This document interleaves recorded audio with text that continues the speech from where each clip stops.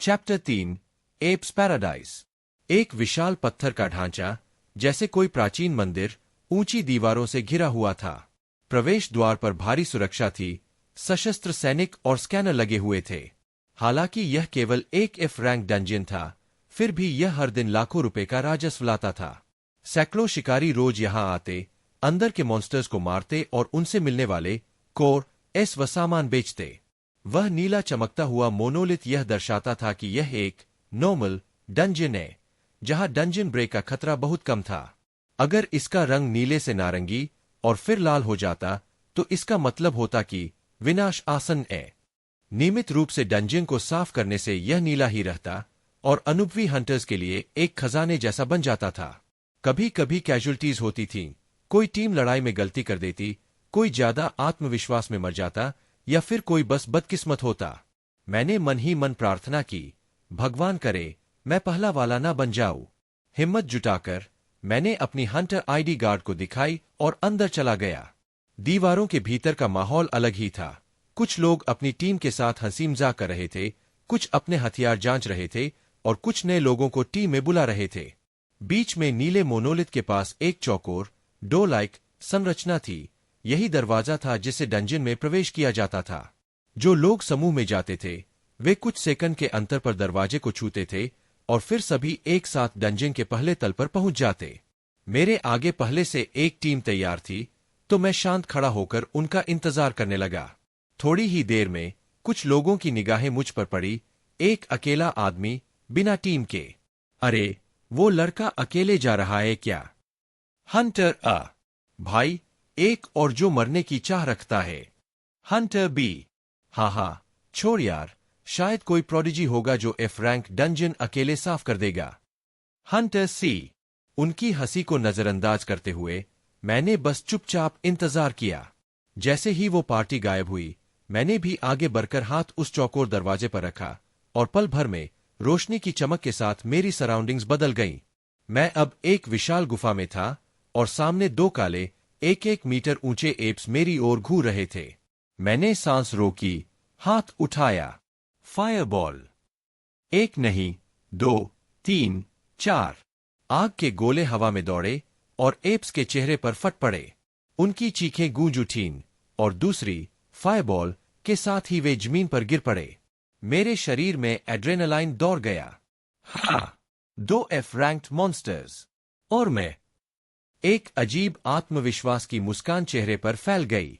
सामान्य तौर पर एफ रैंक हंटर्स अपने स्किल्स बचाकर रखते हैं, बॉस फाइट या आपात स्थिति के लिए।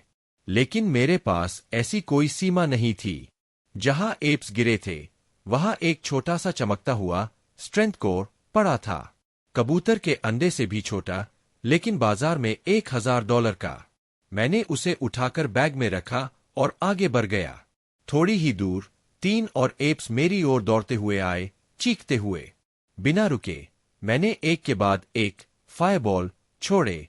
हर एक ने निशाने पर वार किया। उन तीनों में से 2 ने फिर कोर गिराए। कुल 5 में से 2 औसत परिणाम। मेरे मन में अब केवल एक जोश था, मैं यह कर सकता हूं, अकेले। पहला तल साफ करने के बाद मैं नीचे की ओर मुड़ती सीढ़ियों से दूसरे तल पर गया। हर मंजिल पर वही क्रम, एप्स के झुंड आते और मैं 4 मीटर की दूरी रखते हुए उन पर फायरबॉल बरसा देता, बिना रुके, बिना थके। और यूं ही कुछ ही समय में एप्स पैराडाइज के इतिहास में एक अविश्वसनीय दृश्य घटा। एक अकेला एफ रैंक्ड हंटर ने दूसरा तल, तीसरा, 5वां, यहां तक कि 9वां तल भी आसानी से साफ कर दिया। वाह! मैंने खुशी में चिल्ला दिया। कभी सोचा नहीं था यह दिन देखूंगा। अब बस आखिरी कमरा बचा था, बॉस रूम। मैं मुस्कराते हुए आगे बढ़ा। वहां 3 मीटर ऊंचा, काला, भयावह एप गरज रहा था। रोर! गुफा की दीवारें कांप उठीं, लेकिन मेरी मुस्कान नहीं टूटी। 5 फायरबॉल हवा में उड़े। पहला उसके सीने पर लगा, दूसरा और तीसरा उसके कंधों पर, और चौथा, 5वां उसके सिर के दोनों ओर फट पड़े। विशाल एप जमीन पर गिरा और उसके साथ ही एक तेज हरी रोशनी गुफा में फैल गई। वह हरा क्रिस्टल बाहर लौटने का द्वार था। मैंने गहरी सांस ली और उस पल को महसूस किया। मेरी पहली डंजन हंट, और वह भी सोलो। मैंने मरे हुए एप के पास जाकर देखा। कुछ कोर एस गिरे थे और साथ में एक चमकती हुई किताब, स्किल बुक, माइनर हील। मेरी आंखें फैल गईं। ये तो हील स्किल है। सबसे दुर्लभ नहीं, पर बेहद कीमती, किसी भी चोट या कट को तुरंत भर देने वाली।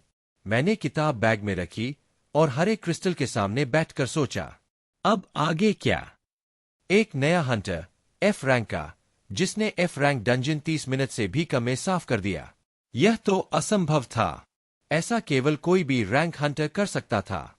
मैंने याद किया, लाइसेंस टेस्ट में मैंने अपनी असली ताकत नहीं दिखाई थी, क्योंकि भले ही मैं बहुत ज्यादा फोकस रखता हूं, इसका मतलब यह नहीं कि मैं वास्तव में शक्तिशाली हूं। एक तेज डी या सी रैंक हंटर मुझे पीछे से मार सकता है। इसलिए लो की रहना ही सबसे बेहतर है। धीरे धीरे नए स्किल्स लेना और अपनी एनर्जी रिजर्व्स के हिसाब से खुद को मजबूत बनाना। लेकिन उसके लिए चाहिए था पैसा। फिर भी मेरे दिमाग में एक और योजना आकार ले रही थी। सिर्फ इस एक रन में मैंने 40+ कोर एस और एक स्किल बुक हासिल की। कुल मिलाकर लगभग $60,000 की कमाई, वो भी आधे घंटे में। जहां सामान्य टीमें 2 घंटे लड़कर थककर बस $10,000 प्रति सदस्य कमाती थीं, मैंने अकेले ही पूरा डंजन साफ कर लिया था। अगर हर बार ऐसा ही हो। मेरे मन में दर्जनों विचार घूमने लगे। मैं महीनों से हंटर्स की आदतें, डंजन ड्रॉप्स और स्किल बुक एस का अध्ययन कर रहा था।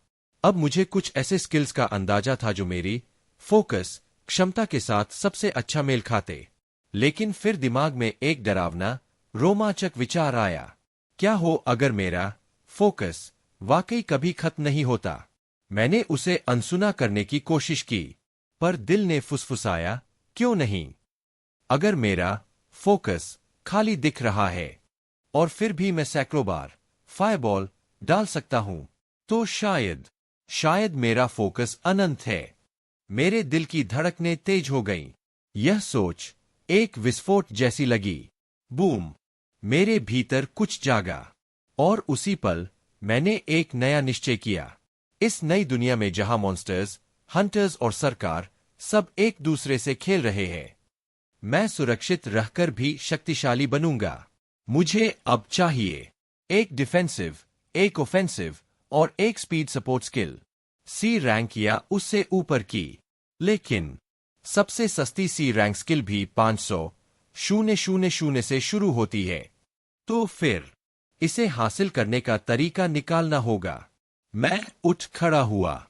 हरे क्रिस्टल की चमक मेरी आंखों में झिलमिला रही थी और मेरे दिल में सिर्फ एक ही ख्याल था, अब असली खेल शुरू होगा।